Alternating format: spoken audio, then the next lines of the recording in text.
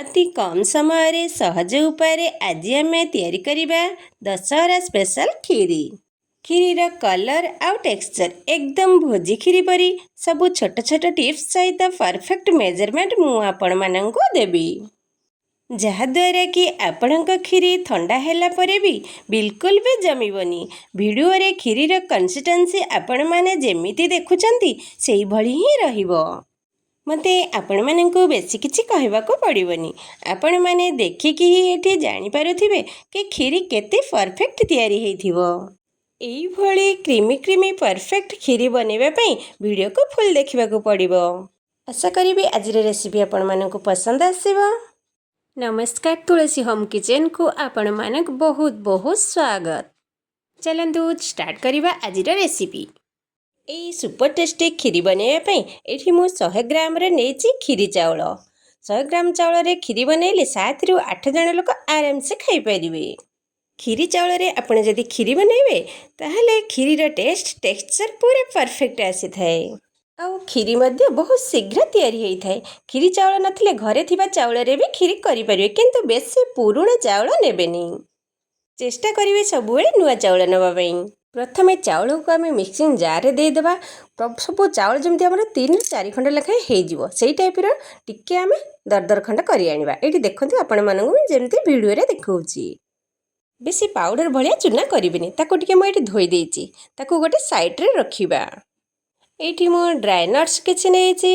40 ग्राम नेइची फाळ काजू आ बड़ 2 चम्मच नेइची आलमंड छोट छोट करी काटि देइची। 30 ग्राम रे नेइची किशमिश।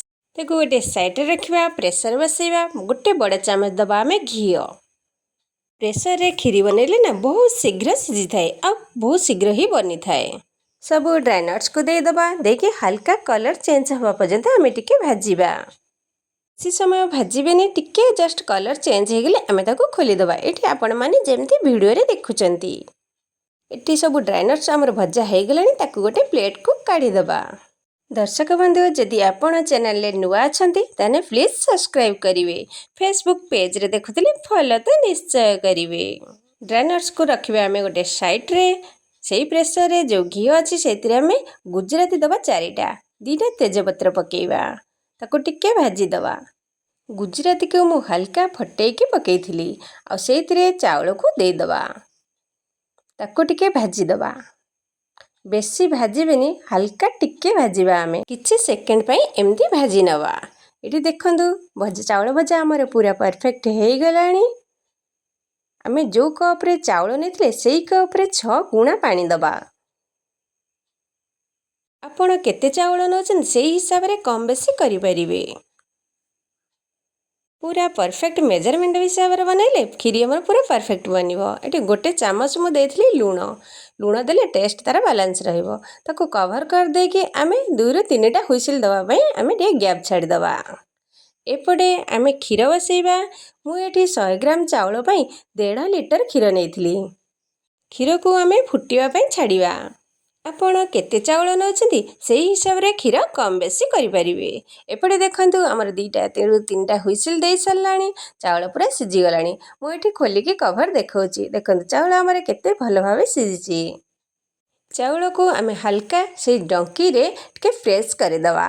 देखंतु मु जेमती वीडियो रे आपण माननको देखौची। काहेकि ना चावल हम त मिक्सिंग जार रे ग्राइंडिंग कर देथिले। सब चावल हमर 3 ରୁ 4 गड लखा हे जाइतला। एमती खीरी बने ना खीर रो कलर और टेक्सचर बहुत बढ़िया आसे। जो गरम करके रखिथिले खीर को एठी हमें दे दबा। देखि ताको भलो भाबे टिके मिक्स कर दबा। एठी मु पूरा 1.5 लीटर खीर देछि। 100 ग्राम चावल रे 1.5 लीटर खीर। ताको भलो भाबे गोळे दबा। एठी गैस फ्लेम को हमें हाई करि देबा आ चावल खीर को फुटिया पई छाडीबा। चावल खीरी एठी फुटिबा भितरे आमे सेपटे गोटे फ्राई पैन बसैबा। चीनी को कैरामलाइज करिबा। एठी मु फ्राई पैन बसैछि। फ्राई पैन ले गोटे चम्मच दबा घी। चीनी पकेइबा। मु एठी चीनी 150 ग्राम रो नेछि। आ पानी 3-4 चम्मच दबा। भलो भाबे टिके गोळेइबा। एठी चीनी को कैरामलाइज करके देले ना खीरी रो कलर आ टेक्सचर बहुत भलो आस्ते। तार टेस्ट मध्य भी भलो लागि थाए। जिते बेले चीनी रांधी है कि एई भली कलर को पळे आसीबो ना, गैस रे फ्लेम को एकदम स्लो करिबा। एई भली गाढ़ा कलर आसिला परे गैस रे फ्लेम को आमे ऑफ करि दबा। नहेले अधिक कैरामलाइज है चीनीटा पोड़ीजीव आ पिता टेस्ट आसो से चीनी कैरामलाइज कला बेले टिके सतर्क होइके आपण माने याको तैयारी करिवे। एठी आमे 2 ରୁ 3 चामच पानी देबा। एही भली गरम रे आमे लगातार पानी को कैरामलाइज रे गोळेई नबा। टिके ठंडा हो गले आमे कैरामलाइज चीनी को खीरी रे दे दबा। सब बेले ध्यान रखिथिबे ठंडा हैला परे देबे, जमा गरम गरम देबे नाही। गरम दे देले खीरी छिड़ी जिवार चांसेस बहुत थाए। एठी मु कहि रखुची कि 100 ग्राम चावल रे 150 ग्राम चीनी को मु कैरामलाइज करिके व्यवहार करिछि। जेहेतु मिल्क मेड पकेबी चीनी टिके कम पकेची। आपण माने जदि अधिका मिठा खाती आउ अधिका चीनी पकई पारिवे, किंतु एतिकी चीनी ना पूरा परफेक्ट रहिबो। तो एठी देखि पारुथिबे चीनी को कैरामलाइज करके देला परे केते बढ़िया कलर आसीची। चाउल को जेहेतु प्रथम रे सिझेकी नेइचे खीरी हेबा पई बेसी समय लागिवनी। जेहेतु कैरामलाइज सिरपटा देले सेथिपई आउ 2 मिनिट फुटेइबा। तो आउ किछि समय फुटिया परे देखि पारुथिबे खीरी टिके बहलिया हो जाइछि। एई स्टेज रे आमे मिल्क मेड दबा। सबु बेले खीरी हेई आसला बेले को मिल्क मेड पकेइबे, बहुत आगरो मिल्क मेड पकेइबे नाही। मु एठी 200 ग्राम रो मिल्क मेड नेइछि। आपण माने कम अधिका करके नेइ परिबे। जदि आपण माने मिल्क मेड देबा को चाहुना दे ताहाले उषम खीर रे 4 ରୁ 5 चामच अमूल को गोळे के भलो भाबे देइ परिबे। जो ड्राई नट्स को भाजी के रखिथिले एठी पकेइ दबा।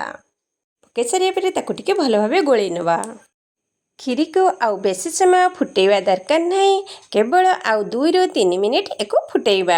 आउ 2-3 मिनिट पाखापाखि फुटीगला परे गैस रा फ्लेम को आमे ऑफ करि दबा। एई भली पूरा परफेक्ट मेजरमेंट हिसाब रे खीरी बनेले आपनका खीरी पूरा परफेक्ट बनिबो। एठी लास्ट स्टेज रे आमे गुजराती गुंड छोट चामच गोटे पकेइबा। गुजराती गुंड पकई सारिया परे ताको टिके भलो भाबे गोळेइ नबा। खीरी को देखिकी आपण को लागुथिबो जे खीरी बहुत पानिया ହେଇଛି, किंतु जमार भी पानिया हबनी। जेतेबेले खीरी हेई सारिबो 15 ରୁ 20 मिनिट पई खीरी को ठंडा हेबा पई छाड़िबे। तापरे देखिबे खीरी आपणकर केते गाढ़ा हो जाइछि। जदि भी खीरी को आपण माने फ्रिज रे रखुचंदी जमा भी बहलिया हबनी कि बसी जीवनी। एमती गोटे ढांकुणी अधा खोला करके आमे 15 ରୁ 20 मिनिट गैप छाड़िबा। मु एठी 20 मिनिट परे आपण माने को देखौची। देखंतो खीरी रा कलर आ टेक्सचर केते बढ़िया आसीची। आपण माने तो पूर्वरु देखिथिबे केते पानिया हेइथिला आ 20 मिनिट परे देखंतो ये केते गाढ़ा हेइची। खीरी रा कंसिस्टेंसी देखंतो एकदम परफेक्ट अछि। आउ खीरी रो जो टेक्सचरटा देखंतु एकदम दाना दाना टेक्सचर हेइकी अछि। आउ चामच पछपटे देखंतु गोटे लेयर हेइकी रहुची केते क्रीमी हेइची। आउ मु लाइन टाणी की देखौची। देखंतु जो लाइनटा मु टाणिली से परस्पर सहित मिसुनी, पूरा पूरी लाइन जना पड़ुची। खीरी आमर ऊपर एटी भल देखा जाय पे मु ड्राई नट्स रो किछि भाजी की रखिथिली जो काजू और आलमंड ताको ऊपर टिके दे दबा। खीरी रा कलर आ टेक्सचर रो जानि पारुथबे जे खीरी केते परफेक्ट तयारी हेइची। एई उपाय रे खीरी बनांतु आ केमिति लागिला आपनको अनुभूति मो सहित शेयर करंतु। आज पई रहिली पुणी काली आसीबी आ गोटे नुआ वीडियो नेकी। से पर्यंत नमस्कार, बाय, जय जगन्नाथ।